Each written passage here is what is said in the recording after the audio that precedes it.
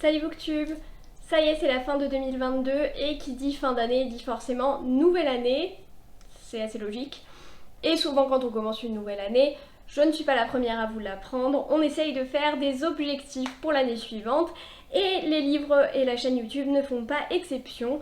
Je vais essayer de me faire des nouveaux objectifs, des nouveaux challenges entre guillemets à atteindre pour l'année 2023 pour essayer de lire plus de façon plus diversifiée et aussi essayer d'améliorer la chaîne puisque c'est la grande nouveauté de ma complète année 2023. C'est la première fois que je peux faire cette vidéo avec vous et donc je suis super contente de pouvoir vous la présenter ici. Et j'espère faire toujours mieux, de toute façon c'est évident. J'espère faire toujours du contenu plus intéressant, plus pertinent, avec des avis plus construits et plus détaillés. Et donc c'est un des objectifs de 2023, mais on y reviendra juste après. Je vais d'abord commencer par mes objectifs livresques. Le plus évident, c'est évidemment le nombre de livres que je vais lire dans l'année. Et pour ça, j'ai choisi le nombre de 100 livres. C'est l'objectif que je me mets depuis plusieurs années. Et en cas de panne de lecture, j'ai un petit peu de mal à le tenir. J'avais diminué mon objectif cette année 2022 à 80 livres, ce que j'ai réussi à faire puisque j'en ai lu 88. À l'instant où je tourne cette vidéo, j'espère qu'à la fin, ce sera un petit peu plus. Mais ça c'est aussi en comptant les graphiques, etc. Donc vraiment les 100 livres ce sera sur mon Goodreads Challenge et du coup ça compte un petit peu tout, les graphiques, les mangas, etc. Donc c'est quand même franchement accessible. De toute façon, si je veux tenir mon rythme de 3 posts Insta par semaine, il faut en gros que je lise 3 livres par semaine, logique, plus ou moins, donc de toute façon ça fait plus de 100 livres. Au niveau des types de livres que je lis, il y a également quelques petites choses qui vont changer. Pour plusieurs raisons, j'ai envie de lire des livres plus variés. Et j'ai pris la décision d'arrêter plus ou moins de lire du young adulte. Je vais continuer notamment sur le francophone parce que je trouve que c'est important d'avoir une vision un petit peu de la culture et de la littérature de mon pays. Mais pour tout ce qui est anglophone, hormis les traits qualitatifs que je vois beaucoup passer avec des avis en qui j'ai confiance, qui me disent que c'est très bien, je vais essayer de limiter le nombre de young adultes, notamment pour la fantasy et la romance, et je vais plutôt me tourner vers les livres adultes, et c'est en particulier le cas de la fantasy, puisque une de mes grandes ambitions de l'année est de lire des grosses sagas de fantasy adultes que j'ai envie de lire depuis très longtemps, mais qui me font un petit peu peur parce que souvent c'est assez impressionnant, c'est des grosses pavasses, etc. Et donc j'ai plusieurs sagas que je veux absolument lire cette année. Il y a notamment ce dont je vous ai déjà parlé puisque le tome 1 est dans mon Cold Winter Challenge. Il s'agit de la série Life Ship Traders, donc la deuxième trilogie de Robin Hobb, que j'ai extrêmement hâte de lire puisque ce sont des livres qui se lisent tout seuls, très character driven, ce qui est quelque chose que j'adore personnellement. J'aimerais également me remettre à lire Mistborn, la deuxième ère, donc les livres 4 à 7 désormais puisque le 7e est sorti. J'avais en fait commencé le tome 4 mais j'étais dans une énorme panne de lecture et lire de la fantasy adulte en panne de lecture, c'est pas forcément la meilleure idée du monde, donc c'est pour ça que j'avais dû l'arrêter. Mais j'ai vraiment envie de le reprendre et en plus ils sont assez courts pour de la fantasy adulte et j'adore l'univers de Mistborn, donc c'est vraiment l'occasion et évidemment j'adore Brandon Sanderson.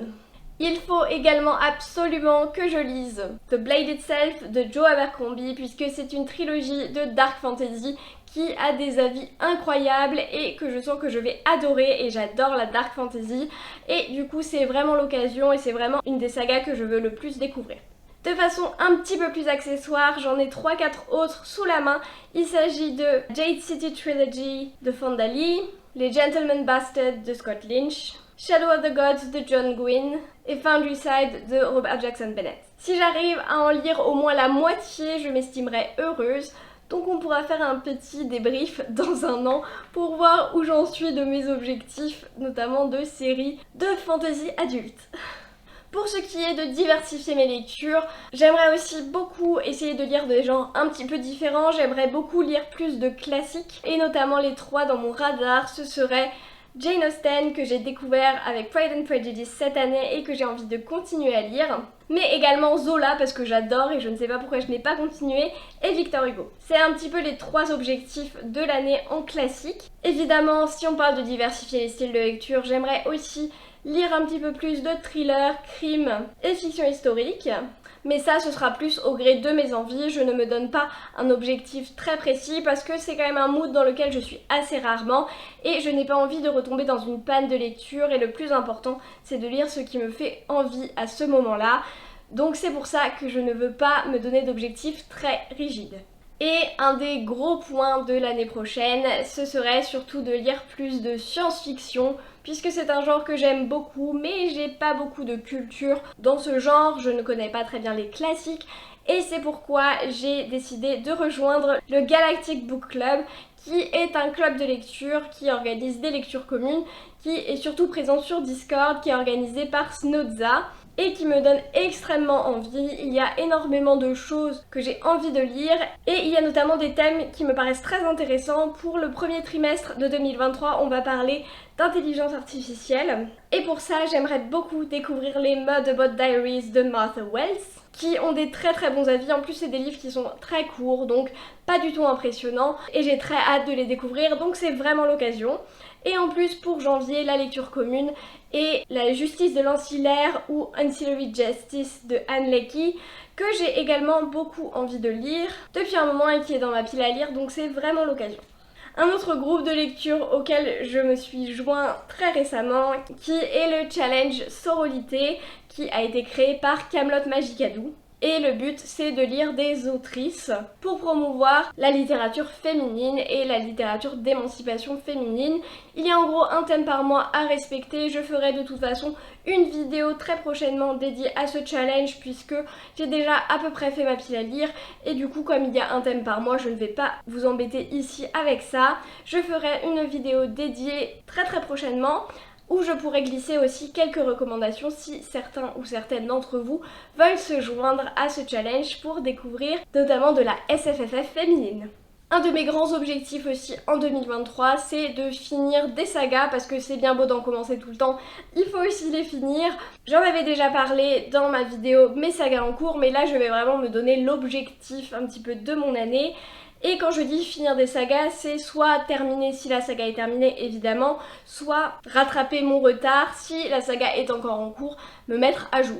Pour les sagas donc qui sont terminées et que j'ai envie moi aussi de finir, il s'agit de How to Train Your Dragon de Cressida Caro, Trials of Apollo de Rick Riordan, Vampiria de Victor Dixon et Small Spaces de Catherine Arden. Et les deux sagas qui sont encore en cours et que je veux rattraper sont Wayward Children de Shannon Maguire et From Blood and Ash de Jennifer L. Armentrout. Évidemment, je ne suis pas à l'abri d'un abandon de certaines de ces sagas qui seront pour moi une façon de dire qu'elles sont terminées puisque ça veut dire que je n'ai pas de livre de retard puisque j'ai décidé de les abandonner. Je ne vais pas tout détailler ici, mais sur Goodreads, j'ai fait un gros vide de ma pile à lire et de mes Want to Read et j'ai notifié certains petits livres comme à enlever si non lus en 2023. Ce sont des livres que j'ai pourtant envie de lire mais qui sont toujours depuis très longtemps dans mes Want to Read et donc c'est la dernière année où je pourrais les lire et sinon je considérerais que je ne les lirai jamais et donc ils vont s'en aller. Voilà en gros ce que j'ai à vous présenter comme objectif de lecture. N'hésitez pas à me dire en commentaire si vous en avez vous-même, quels sont vos objectifs, quels sont vos goals pour 2023, quelles sont vos bonnes résolutions si vous en avez. Personnellement, je ne mets rien de très rigide. Mais voilà, partagez tout ça avec moi et on va rentrer tout de suite dans la deuxième partie de la vidéo où je vais vous présenter un petit peu plus les objectifs pour la chaîne. Sur YouTube, je commence un petit peu à trouver mes marques et j'essaye de plus en plus de définir un petit peu ce que je veux faire.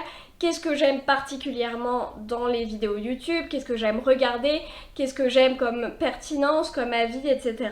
Et donc je m'abreuve d'énormément de contenu en ce moment pour essayer de trouver une meilleure direction qui pourra transparaître dans mes vidéos. Et pour ça, j'ai décidé de faire quelques petits changements.